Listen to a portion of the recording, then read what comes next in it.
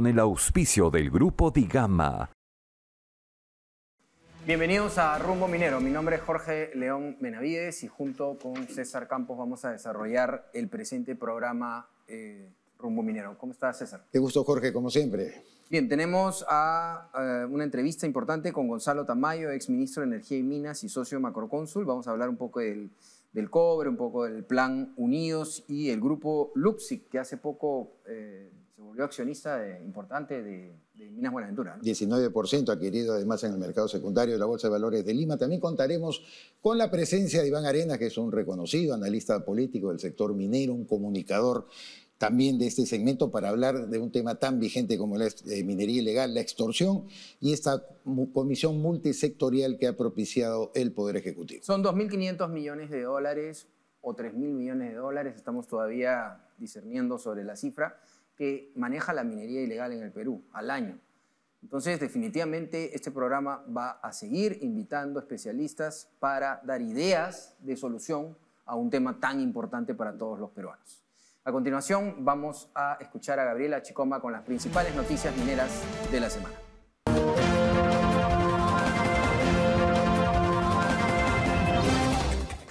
Gracias, Jorge. Estas son las principales noticias mineras de la semana.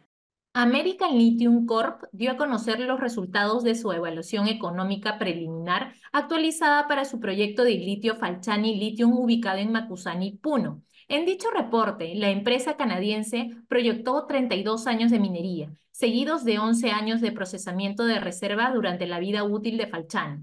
Asimismo, reveló que el valor después de impuestos en el proyecto Falciani aumentó a 5.110 millones de dólares, más que triplicándose desde los 1.500 millones de dólares estimados en el 2019, considerando el actual precio de carbonato de litio de alta pureza.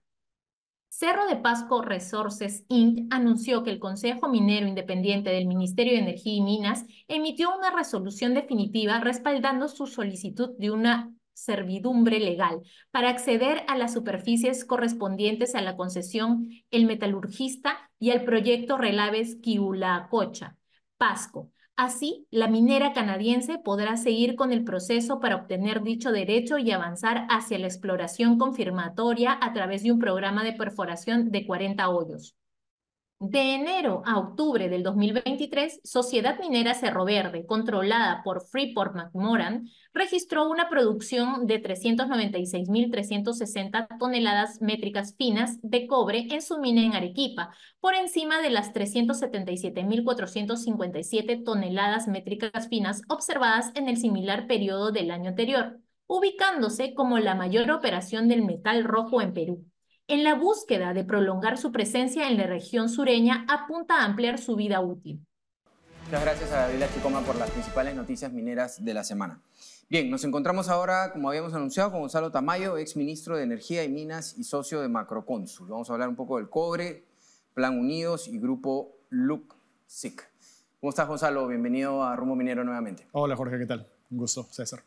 Gonzalo, cuéntanos, el Banco Mundial proyectó para el Perú en un reciente reporte global un crecimiento de 2.5% para este año, una cifra menor a la que se pensó en octubre del 2000, de 2.7, que era lo que se había proyectado, y mucho menor a la que calcularon en el MEF, en el BCR, de 3%. Pero todas estas cifras dependen del comportamiento del sector minero y su desempeño durante el año. ¿Cómo avisoras lo que pueda pasar en adelante en el sector minero? Hay varios desafíos, hay buenas noticias por un lado, otras, como siempre, de la permisomanía, ¿no? ¿Cómo ves las cosas? A ver, mira, yo creo que hay un consenso en que este año va a ser un año de rebote, ¿no? Creo que el año pasado ha sido uno de los peores que hemos tenido, no solamente como número, sino como sensación, como tendencia, aun cuando la minería el año pasado ha sido la que defendió que los números fueran menos negativos, ¿no? Y este año vamos a tener parte del rebote de aquellas industrias que tuvieron problemas el año pasado, pero la minería va a tener el efecto completo de Quellaveco, ¿no? Porque como ha entrado por partes, ha entrado, como suele suceder, con un proceso, con una mina de esa magnitud, mientras se activaban todas todos los componentes mineros. Ya el próximo año tenemos efectivamente Quellaveco full. Y yo preveo que pueden haber menos temas de interrupciones de vías, ¿no? En algunos momentos tuvimos problemas a inicios del año pasado por la situación social, eso afectó a la producción minera. Ojalá este año no tengamos eso, con lo cual, si se dan ambas cosas, yo creo que la minería va a continuar siendo una fuerza importante para que los números nos den soporte a ese rebote. Concretamente, en el caso del cobre, Gonzalo, el año 2023 se caracterizó por no tener un precio más o menos estable, creciente, era aleatorio, no tuvo un desempeño en conjunto muy bueno. Hay proyecciones que incluso se dan hasta el año 2025 que sí hablan de un sostenimiento mejor del cobre. ¿Cómo ves tú el desenvolvimiento de este commodity que es tan importante para nosotros en la medida que tenemos la expectativa también de operar nuevas unidades mineras que la producirían? Mira, el año pasado creo que la expectativa era que la economía mundial tuviera dos caminos: o una recesión fuerte o un aterrizaje más o menos suave. Y en el caso de pensar en una recesión fuerte, eso por supuesto ha puesto límites al crecimiento del precio del cobre. China tiene sus propias complicaciones, Estados Unidos estaba en toda esta incertidumbre de si el ritmo de elevación de tasa de interés iba a apretar la economía. Hoy más bien estamos en un escenario probablemente de un aterrizaje más suave, ¿ya? Y en ese contexto probablemente tenemos más estabilidad en el precio. Todavía no un despegue importante. Cochilco acaba de revisar su expectativa de precio del cobre algo para arriba. Y hay dos temas que son, creo, importantes para eso. Pues este entorno mundial de aterrizaje suave y, lamentablemente, por ejemplo, los problemas que tiene FQM en Cobre Panamá, que es una oferta que iba a ir al mercado, que ya no va, más o menos 300.000 toneladas que ya no van a estar, y parte de la propia producción chilena que tiene sus problemas de ley, problemas de costos. Entonces, el mercado está de repente algo más apretado, tampoco muy apretado, y eso ha hecho que Cochilco haya revisado al alza sus proyecciones. 3.85 es el número que ellos tienen. En general son conservadores, pero diría que te dan soporte al precio que hemos estado viendo, y que ojalá con la transición energética y la demanda que va a generar sobre un producto clave como el cobre, tengamos precios positivos los próximos años. Gonzalo, si podrías explicarnos un poco el plan Unidos y qué tiene que ver con el sector minero, porque estamos viendo que el gobierno en las propuestas normativas ha llevado a cabo 21, pero todavía están en maduración 16. Está en capacidad del gobierno de realmente, porque estamos viendo que este gobierno hay varias cosas que va diciendo, algunas las cumple y otras lamentablemente no se están dando. Entonces explícanos para que todos los televidentes puedan entender lo del Plan Unidos, qué tiene que ver con, cuál es lo que va a hacer el sector minero con este plan, o cómo va a colaborar. ¿Y qué está pasando con estas normativas que no se están cumpliendo? Mira, hay un conjunto de decisiones normativas, de cambios en procedimientos que están en evaluación, no de ahora, ¿no? Que son cosas que se han identificado los años pasados, pero que aparentemente se ha logrado armar un paquete de discusión entre el gobierno y el sector privado para buscar lo que tú dijiste, ¿no? Al inicio, ver cómo se alivia parte de las dificultades que ha tenido el sector. Entonces, hay una componente de estas medidas que tiene que ver con exploración minera, hay un componente que tiene que ver con exploración y operación, y hay otro componente que tiene que ver con cierre. Creo que, digamos, mirados en perspectiva, los de exploración son claves. Y ahí los temas son más o menos conocidos hace tiempo. Tienen que ver con entender que la exploración minera pues, es una actividad de muy bajo riesgo, y que no necesariamente una exploración minera lleva a un desarrollo minero. Hay muchas etapas que haya que pasar. Entonces, mientras más fomentemos la exploración minera, vamos a estar en mejores condiciones de encontrar yacimientos. Y ahí hay temas que tienen que ver, por ejemplo, silencio administrativo positivo, ¿no? Que hoy no se aplica, y creo que eso realmente representaría un cambio cualitativo importante, partiendo del reconocimiento que el impacto ambiental de la actividad de exploración... ¿En qué fase el silencio administrativo positivo? En la aprobación. En la aprobación. O sea, hoy más bien... Para explotación. Para exploración. Para exploración en lo que son actividades, digamos, de un número limitado de de plataformas. Luego hay temas que tienen que ver a veces con la duplicidad de los procedimientos de consulta a las comunidades, tanto en lo que es la parte ambiental como que es en la parte de consulta previa, ¿no? Y muchas veces, en los casos de exploración, las comunidades ya lograron un acuerdo con la empresa de exploración. Entonces, y es un acuerdo, digamos, vinculante para ambas partes, un acuerdo privado que después tiene que ser, de alguna manera, implementado en la consulta ambiental y en la consulta previa. Y es volver a consultar 2 veces a la misma población. Y ahí puede haber un espacio de simplificación. Y el otro tema que tiene que ver un poco más ya con la operación. Los ITS, o sea, han sido una herramienta que han permitido, digamos, dar algo de flexibilidad, porque, digamos, un ITS funciona y está permitido cuando hay incrementos relativamente pequeños, alrededor de 15% en algunos componentes importantes.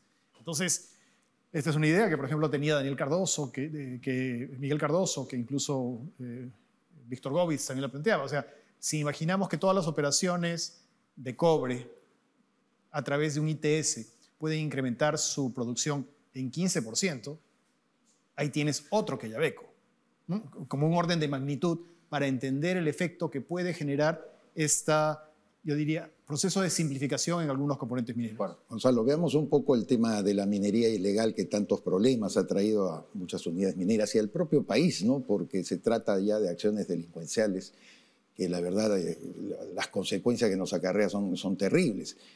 Pero el problema está en que se ha dado un decreto legislativo que suspende lo del REINFO, el Registro Integral de Formalización Minera, y genera también un problema para ese otro sector que sí quiere formalizarse, ese sector artesanal, que incluso este lunes 22 va a ser una marcha a nivel de Lima, con FEMIN la ha convocado, a nivel de Puno, Arequipa. Entonces, como que no encontramos al parecer un punto central de comprensión de esta problemática. ¿Cuál es tu perspectiva sobre eso?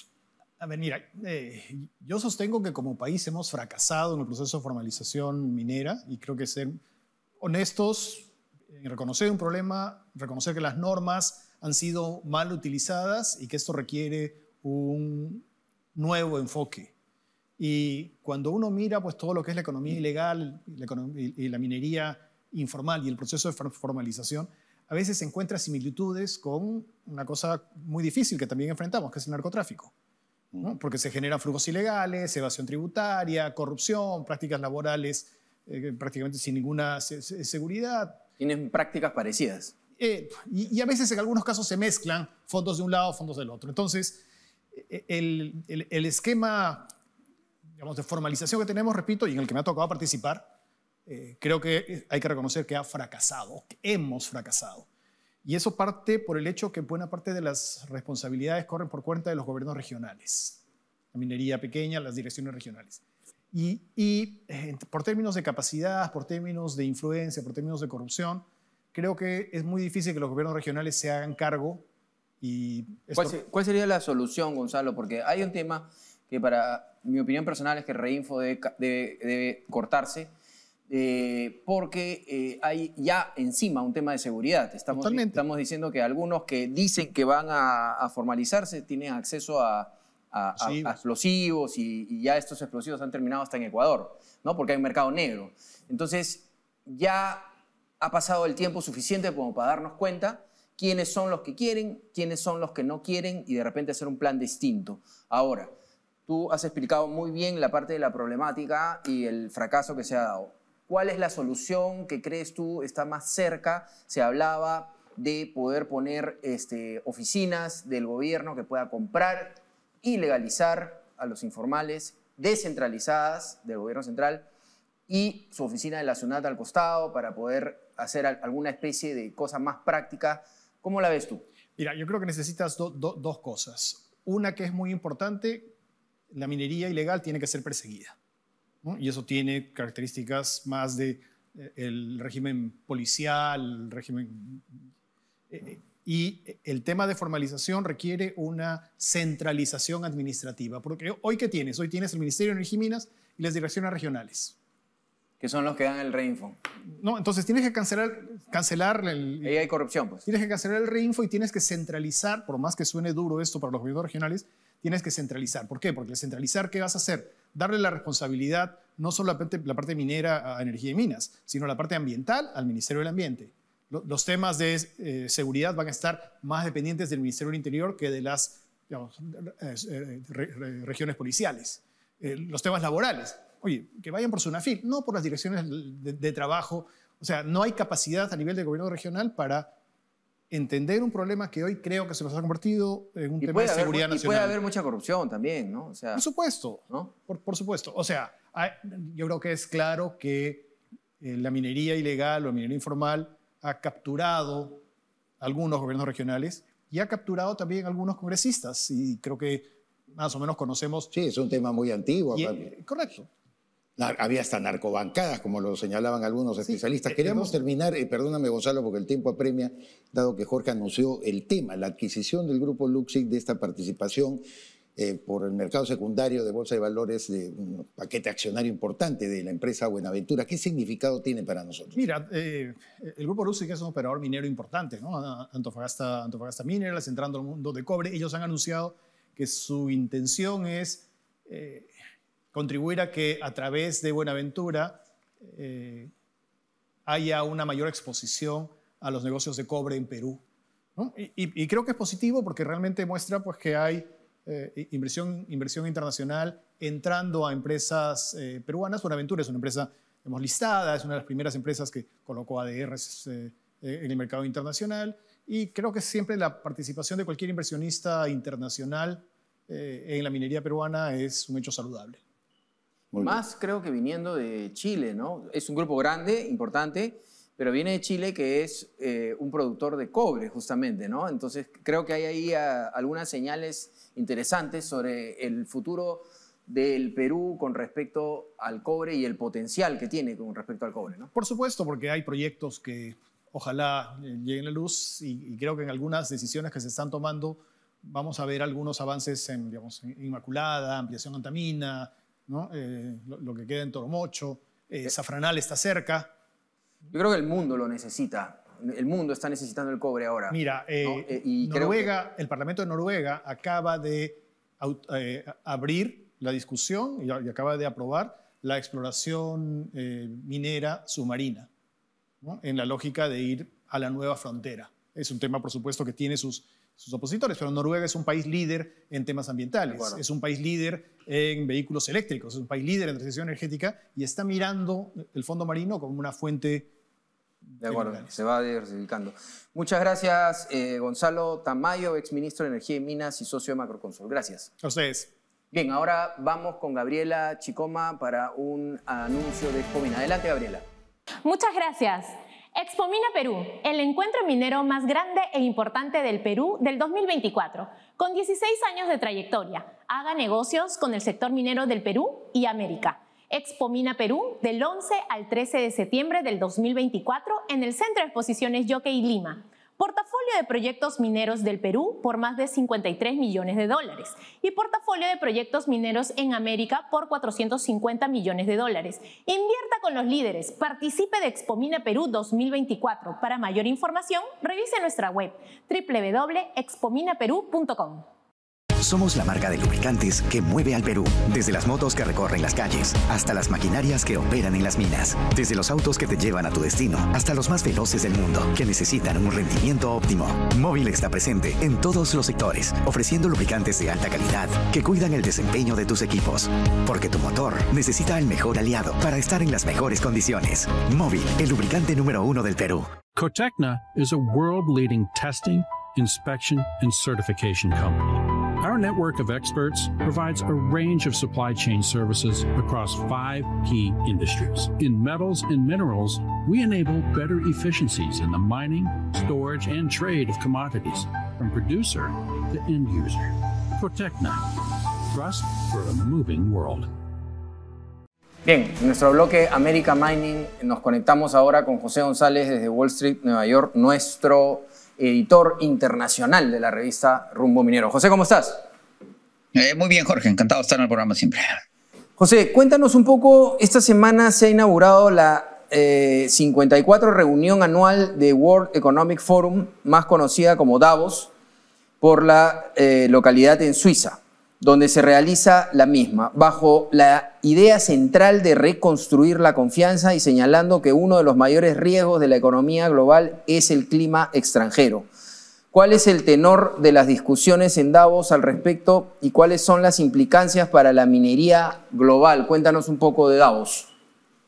Es así, Jorge. Los temas formales de la reunión este año giran alrededor de 4 pilares: seguridad y cooperación, crecimiento y empleo, inteligencia artificial y estrategias de largo plazo para el cambio climático. Según el reporte de riesgos globales para el 2024, alrededor del cual se organiza la temática del encuentro, los riesgos medioambientales podrían llegar a un punto sin retorno en la próxima década. El World Economic Forum clasifica el clima extremo como el principal riesgo con mayor probabilidad de presentar una crisis material a escala global este año, previendo que la fase de calentamiento del ciclo del Niño y la oscilación del sur se intensifique y aumente. El foro también considera al clima extremo como el segundo riesgo más grave en los próximos 2 años después de la desinformación, y el primero en los próximos 10 años en la medida que se podría generar un punto de inflexión climático en la próxima década. De acuerdo al reporte, investigaciones recientes sugieren que el umbral para desencadenar cambios a largo plazo, potencialmente irreversibles y que se perpetúen a sí mismos en ciertos sistemas planetarios, probablemente se rebase con un incremento en las temperaturas de 1.5 grados centígrados que se prevé se alcance a principios de la década del 2030. Muchas economías, afirma el reporte, seguirán en gran medida sin estar preparadas para los impactos no lineales de tales circunstancias y en función de la activación de un nexo de varios riesgos socioambientales relacionados que tienen el potencial de acelerar el cambio climático a través de la emisión de carbono, amplificando los impactos relacionados y amenazando a las poblaciones vulnerables al clima. ¿Qué significa esto? Que el foro demanda a la audiencia este año una estrategia de largo plazo para el clima, la naturaleza y la energía, que encamine al mundo hacia el logro de objetivos climáticos al tiempo que se permita el crecimiento. El foro siempre está enfocado en temas económicos fundamentalmente. Se fomente la seguridad energética, alimentaria e hídrica, requiriendo una transición rápida de los combustibles fósiles a las energías renovables, mejorando la eficiencia energética y reduciendo las emisiones en los casos de efecto invernadero. El foro, que dura 3 días y que tiene reuniones múltiples, está dedicando una buena porción de su tiempo a la energía alternativa, el clima extremo y las formas de reducirlos, que todos apuntan, como en la COP28, a la descarbonización, que son favorables a la electromovilidad, de la transición energética y a los minerales críticos, y sobre todo a los países mineros como el Perú.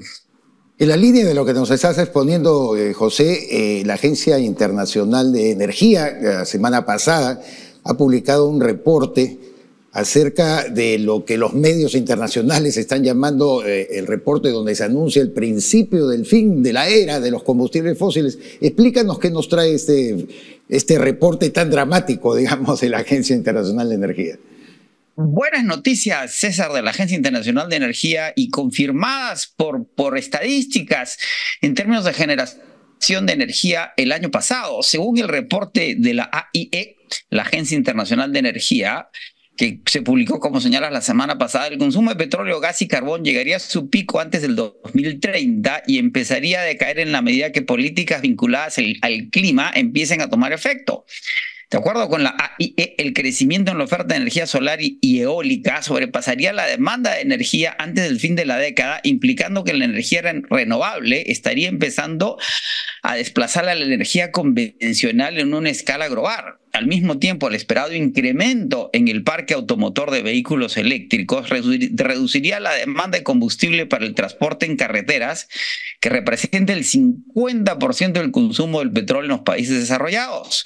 También señala la agencia que las políticas de gobierno que promuevan y favorezcan la transición energética favorecerían tal escenario. Ahora, ¿por qué ese escenario parece ser realista? Enver, un tanque de pensamiento vinculado a temas energéticos, publicó un reporte también la semana pasada donde afirma que las emisiones relacionadas a la generación de de electricidad se establecieron en la primera mitad del año pasado y que podrían empezar a decaer este año. Según el reporte de Enver, que estudia la generación de electricidad en 78 países, que representan el 92% de la energía eléctrica, la misma, vinculada a la energía solar, se incrementó en 16%, con la energía eólica incrementada en 10% el año pasado. En China, solamente en China se incrementó la energía solar y la eólica en 50%.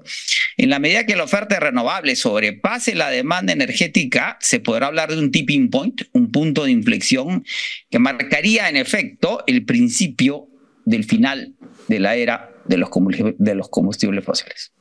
Bien, muchas gracias, José.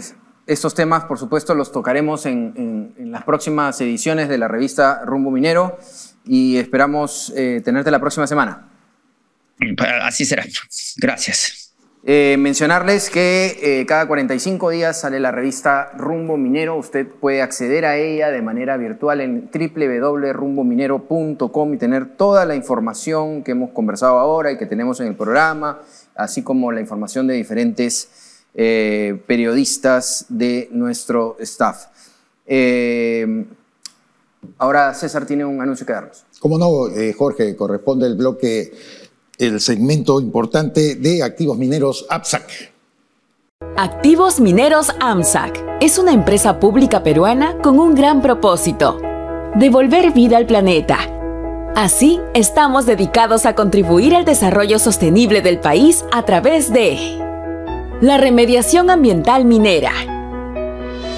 En AMSAC, recuperamos los espacios afectados por pasivos mineros de alto y muy alto riesgo, que están en situación de abandono o en los cuales el Estado no ha identificado a los responsables. En esta línea de trabajo, hoy estamos presentes en 11 regiones del Perú, con una cartera de 65 proyectos de remediación, los cuales se ubican en diversas fases. La promoción de la inversión privada. En AMSAC, representamos al Estado peruano como contraparte de los contratos de transferencia de importantes proyectos mineros. Y además, supervisamos el cumplimiento de los compromisos y obligaciones que forman parte de dichos procesos. Hoy somos líderes en sistema de gestión empresarial, dentro de las 35 empresas de la corporación FONAFE, al contar con las certificaciones ISO 9001 en gestión de calidad, ISO 14001 en gestión ambiental, ISO 37001 en gestión antisoborno e ISO 45001 en gestión de salud y seguridad en el trabajo. En AMSAC, la sostenibilidad y el cuidado del planeta son nuestro ADN y por ello nos llena de orgullo contribuir a crear un mundo mejor a través de la recuperación del aire, agua, suelos y ecosistemas impactados por pasivos mineros. Y así, aportar a 10 de los 17 Objetivos de Desarrollo Sostenible al 2030. Devolver vida al planeta es más que una simple frase para nosotros. Es la guía de nuestro accionar diario, con el cual impactamos positivamente en la vida de miles de peruanos y peruanas, y a través de ellos, en nuestro país. Bien, nos encontramos ahora con Iván Arenas. Él es analista político, especialista en minería y nos acompaña hoy. Vamos a hablar un poco de minería ilegal, extorsión y comunicación multisectorial. Iván, ¿cómo estás? Bienvenido a Rumbo Minero. Jorge, ¿cómo estás? Muchas gracias. César. Iván, ¿en qué situación se encuentra luego de que todos los peruanos vimos esta situación tan horrible como la de Patás, donde murieron 9 personas? ¿En qué situación se encuentra la zona? Tú que tienes la información fresca siempre. Y si realmente se ha podido normalizar las cosas o qué está pasando con la empresa minera Poderosa. Cuéntanos un poco. Primero, existe una declaratoria de emergencia. Sin embargo, todavía no se da abasto, a pesar del trabajo laborioso que está haciendo la Policía Nacional. Todavía hay algunos síntomas de que la criminalidad todavía existe. Es un problema que la Policía Nacional no va a poder solamente acabarlo. Es un problema muy difícil que abarca no solamente a esta zona, sino además a otras provincias aledañas y que viene desde Yacuabamba, que está en la parte más, está casi al lado. Entonces, la zona bueno, la presa hay una relativa calma todavía, pero las bandas continúan. Evidentemente ha habido una especie de recodo, por así decirlo, pero el tema todavía continúa fresco, ¿no? En medida de que no se terminen, de alguna otra manera, estas 3 cadenas que involucran a la minería ilegal, que son básicamente una cadena de lavado de activos, otra cadena de corrupción, otra cadena de logística, en medida de que no se anulen eso, va a continuar el tema, ¿no? En la cadena de corrupción, la semana pasada nos mencionó Fernando Sillones, tú sabes, fue gobernador de Ica durante mucho tiempo. Él mencionó la manera como se involucran autoridades oficiales, es decir, gobiernos locales, el propio a veces sector del gobierno regional, más los policías, por supuesto, que siempre existen en la zona, y otros burócratas en extorsionar a la minería justamente con el propósito de hacerla sobrevivir. Entonces ahí tenemos un factor que se combina, ¿no es cierto?, con la participación por supuesto, delincuencial de un sector oficial o del establishment oficial. ¿Cuál es tu visión al respecto? Sí, efectivamente. En la cadena de corrupción es amplia, empieza probablemente con las direcciones regionales de minería, no te digo que todas evidentemente, pero sí algunas direcciones regionales de minería que son importantes, Arequipa, Puno, de alguna otra manera se han encontrado visos de corrupción en ese sentido. Entonces el tema empieza básicamente allí, que esos son los que por ley tienen que fiscalizar, tienen que evaluar no solamente los instrumentos de gestión ambiental, sino el día a día, temas de seguridad, en fin. Entonces los propios gremios mineros, que están con un pie en la ilegalidad y otro pie en la informalidad, o en vías de formalización, se quejan de esta situación. Entonces, además de eso, no hay recursos humanos suficientes, hay cerca de menos de 20 millones de soles, creo que 17 millones de soles para el próximo año solamente para el tema de fiscalización en todos los gobiernos regionales, en todas las direcciones regionales. Eso implica que hayan 3, 2 personas, 4 personas. Implica además que no se revisen los instrumentos de gestión ambiental. Arequipa tiene alrededor de 4.000 solicitudes. Este año se estima que solamente van a revisar 100. Entonces eso significa que la verdad es que necesitamos una política inmediata sobre el tema de la minería, digamos, informal, que luego deviene muchas veces minería ilegal, ¿no? Ahora, la Confederación Nacional de Pequeña Minería y Minería Artesanal acordó hacer una protesta el 22 de enero en contra del decreto legislativo 1607 que dispone en sus modificaciones complementarias medidas contra la formalización de los mineros artesanales. Este gremio pide que el Parlamento derogue dicha norma. Coméntanos en qué consiste el decreto legislativo y si atenta o no. ¿Qué es lo que ellos quieren? No, yo creo que no tiene en todo el sentido de la palabra. Evidentemente que es un paso, pero está enmarcada una lucha de la criminalidad, ¿no? Entonces ellos aducen que ese decreto legislativo es inconstitucional porque los colocan a ellos como parte del tema de la criminalidad cuando ellos en realidad dicen ellos que no son parte. O sea, evidentemente hay algunos grupos informales ilegales, pero no son todos. Básicamente el decreto lo que dice es que le da 90 días a todos los mineros que están inscritos en RINFO, pero no están vigentes, están suspendidos, le dan 90 días para poder nuevamente presentar las observaciones o levantar las observaciones que tenían. Pero una gran parte ha sido suspendida, ¿no? Del RINFO, ¿no? Sí, claro que sí. 90 y tanto por ciento. Claro, más de 80.000, 87.000 inscritos y casi, evidentemente, cerca de 10.000, 11.000 solamente están con la vigencia. Ahora, ¿tú piensas, ¿no?, que el Congreso debería darle los 90 días o no?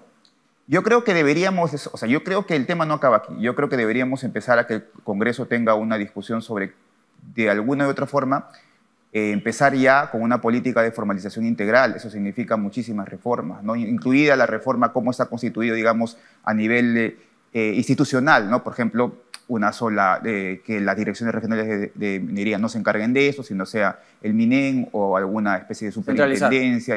Es decir, hay muchas reformas, ¿no? Pero concretamente esto es un paso. Yo creo que el REINFO es importante, es decir, poner orden en el REINFO es importante. Claro, sí funciona, pero si es mal usado... Así es completamente. Muchas veces ha sido un velo de impunidad. Claro. Pero este lunes 22, Confemín puede demostrar un músculo... Alrededor de 20.000 personas. 20.000 personas, por amor de Dios, van a estar circulando en las calles y haciendo visible ese problema social que aquí, Jorge, contigo también, Iván, lo hemos venido tratando hace bastante tiempo, que esto a veces no podemos tomarlo como blanco o negro. Así es, ¿no? Exactamente, tiene muchos matices. Y tiene matices. Al respecto, el premier Otaro le ha anunciado que se conforma de las tantas comisiones que el Poder Ejecutivo siempre genera este tema para observarlo. ¿Cómo ves la dinámica en todo caso? Yo creo que hay un tema que es importante poder separar, aunque tiene una delgada línea, digamos, es el tema de la informalidad, de las vías de formalización y de la minería ilegal, que no son necesariamente lo mismo. Es cierto que algunos mineros informales tienen un pie en la vía de formalización y otro en la legalidad, pero no necesariamente todos. Esto tiene muchísimos matices, no podemos poner que todo sea negro o sea blanco. Así es. Lo que te digo es que es un problema social, perdón, es un problema económico, pero además es un problema social y pronto se va a convertir en un problema político. Ellos mismos saben que este gobierno es un gobierno débil y ellos dicen que el gobierno no puede ganar. Mira, lo que digo es que no podemos entrar a negociar de esa manera. Es decir, este gremio tiene que entender que el proceso de formalización tiene que continuar, tiene que seguir y tiene que agruparlos a todos, evidentemente. Y ellos propiamente tienen que separar la paja del trigo. Pero el gobierno tiene que entender que la política integral de formalización también depende de otros actores, incluido la voluntad política del gobierno. Es más, yo creo que si el gobierno continúa así, con 25 o 30 mil personas en la calle, yo creo que el gobierno al final va a terminar reculando. Al final no vamos a tener absolutamente nada. Y al final la política de formalización va a ser simplemente eso, un bluff, y no va a existir absolutamente nada. Yo creo que el gobierno se está equivocando en el sentido de la oportunidad que puede tener, ¿no? Para terminar, van a haber reuniones de varios países para ver el tema de seguridad. Debería incluirse minería ilegal de todas maneras, porque yo creo que sería muy importante que los países mineros, ¿no? Hagan un esfuerzo en común, ¿no? Porque hasta en fronteras hay minería ilegal y es un tema que le hace mal a todos, porque como tú bien dices, tiene que ver con el narcotráfico también, ¿no? Y muchas veces da dinero para la minería ilegal para políticos indeseables realmente, ¿no? Sí. Apoyan muchas veces, apoyan proyectos políticos, que no te sorprenda que el próximo 2026 probablemente puedan apoyar un proyecto político, probablemente terminen de armar este partido político que ya tienen de alguna otra manera trabajado. Pero sí, en efecto, mira, yo creo que hay dos cosas importantes que decir. Una, políticas internas a nivel de los países, y lo segundo es una línea de trazabilidad del oro, fundamentalmente del oro. Acuérdate tú que el Perú produce alrededor de 170 toneladas de oro desde la minería informal, 50 se van por Bolivia, Brasil y 120 por las aduanas. Pero lo que te quiero decir es que necesitamos un sistema de trazabilidad del oro a nivel de Ecuador, fundamentalmente Brasil, Bolivia, que de alguna otra manera nos ayude a mejorar no solamente las políticas, sino además que nos ayuden, primero, evidentemente, a la integración de un proceso de formalización en todos los países, y luego además nos ayudan a combatir la criminalidad. El oro es fundamental. O sea, tú no puedes entender la criminalidad sin entender dos cosas importantes, el narcotráfico y el oro ilegal. Es imposible. Es absolutamente inviable el país si no entendemos que necesitamos un proceso de formalización que sea consciente, real, honesto y que todos pongan de su parte, tanto los mineros informales o en vías de formalización como el gobierno y el Parlamento, ¿no? Excelente. Muchas gracias, Iván, a Iván Arenas, por siempre ilustrarnos un poco sobre cómo van los conflictos y cómo van los temas. Esperemos que haya mejoras y te esperamos en otro momento para hablar de esos temas. Gracias. Gabriela Chicoma nos va a dar un anuncio sobre Expomina. Adelante, Gabriela. Muchas gracias. Expomina Perú, el encuentro minero más grande e importante del 2024 con 16 años de trayectoria, con la participación especial de Estados Unidos como país minero invitado. Expomina Perú es el único evento peruano certificado por el Departamento de Comercio de los Estados Unidos. No se quede fuera y forme parte de este gran evento minero. Separe su stand en Expomina Perú. Para mayor información, visite nuestra web www.expominaperú.com.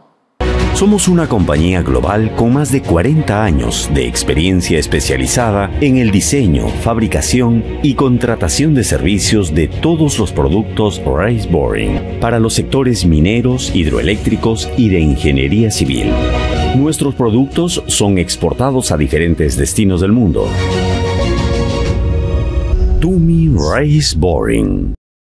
Bien, ahora los dejamos con el bloque de la Bolsa de Trabajo del sector minero gracias a la Headhunter KSR Global. Somos KSR Global, expertos en gestión de talento. En KSR creemos en el poder del talento. Contamos con 3 unidades de negocios diseñadas para atender de forma personalizada los objetivos de tu empresa, desde medianas y altas gerencias, jefaturas juniors, proyectos RPO y herramientas de evaluación. En KSR Global, gestionamos talento, potenciamos empresas. ¿Buscas un aliado estratégico en gestión de talento? Estamos aquí para ayudarte. Bien, llegando al final del programa, podemos llegar a las conclusiones de estas dos entrevistas con Gonzalo Tamayo, exministro, y con Iván Arenas, analista político y especialista. Tienen en común estas entrevistas algo, ¿no? El tema que seguimos tocando y que no vamos a parar a tocarlo, que es la minería ilegal y la solución a esto, ¿no? En la época de Urresti me acuerdo que lo único que se hacía era bombardear y destruir maquinaria. Yo no creo que en un país pobre estamos para destruir y bombardear, ¿no? Así es. Creo que hay que llegar a soluciones inteligentes. Lucha frontal, dice Gonzalo Tamayo, ¿no? Iván Arenas dice, tenemos que, el Reinfo no funciona, lo mismo que Gonzalo Tamayo, pero tenemos que llegar a una solución realmente que funcione, porque todos estos años no ha funcionado ninguna. Y también se anuncian marchas. Claro, este lunes 22, pasado mañana, va a haber la marcha anunciada por la Federación Nacional de Pequeña Minería y Minería Artesanal, que, como dice Iván Arenas, la verdad puede mostrar un músculo muy fuerte y que va a hacer abrir los ojos probablemente a muchos peruanos sobre esta realidad de la minería artesanal y la minería informal, que están planteando sus reclamos. Buenos, malos, lo que sea, los profundizaremos. Pero, de hecho, hay un problema, como dijo Arenas también, no solo económico, sino social. Veremos qué dimensión tiene eso y cómo reaccionará el gobierno frente a eso. Yo creo que el Perú está pasando por una nueva etapa. La etapa que creo yo que Rumbo Minero ha colaborado en estos 15 años con el programa es de abrir la discusión en el Perú sobre si la minería legal es buena para el país. Por supuesto. Y creo que todos los peruanos están de acuerdo en eso, no todos, pero casi una gran mayoría, porque se abrió la conversación. Ahora estamos en la conversación de la minería artesanal, ilegal, como la quieran llamar, y esa cantidad de dinero que está ilegalmente por todo el mercado, utilizándose a veces de mala manera. Entonces, creo que hay que abrir la conversación sin chantajes y llegar a un punto sobre el mineral que le pertenece a todos los peruanos. Un punto inteligente, nada más. Así es. Bien, muchas gracias por estar con nosotros. Como les dije, mi nombre es Jorge León Benavides. Junto con César Campos hemos desarrollado el programa. No se olviden, ahora viene el programa Perú Construye. En lo que es minería les agradecemos y no se olviden de vernos todos los fines de semana por esta misma señal. Muchas gracias. Con 16 años de exitosa trayectoria, Expomina Perú, el evento minero más grande e importante del 2024, abrirá sus puertas del 11 al 13 de septiembre, el cual será presidido por Luis Rivera, vicepresidente ejecutivo de Goldfields Región Américas. Durante 3 días, Expomina Perú reunirá a los principales proveedores mineros en una sede de 47.000 metros cuadrados, que contará con más de 1.270 stands y la participación de delegaciones internacionales con lo último en tecnología en maquinarias, equipos, productos, insumos y servicios, con intenciones de compra por más de $700 millones y que estará en exhibición para los más de miles de visitantes que se proyecta recibir. En el marco de Expomina Perú se realizará la 6ª edición de la Conferencia Internacional de Minería, CONFEMIN, con 10 importantes foros internacionales, el Congreso Latinoamericano de Logística y Abastecimiento para el Sector Minero, el Congreso Internacional de Cobre y Litio y los congresos técnicos Mantemin y Procesmin. Además, como parte de las novedades que trae Expomina Perú, se llevará a cabo el primer Congreso Internacional del Hidrógeno Verde y Energías Alternativas, donde importantes y reconocidos profesionales expondrán las oportunidades y desafíos de la nueva matriz energética. Separe su stand y participe de la feria minera más importante del 2024, Expomina Perú. No lo dude más, invierta bien, invierta con los líderes. Los esperamos del 11 al 13 de septiembre del 2024 en el Centro de Exposiciones Jockey. Mayores informes en www.expominaperú.com.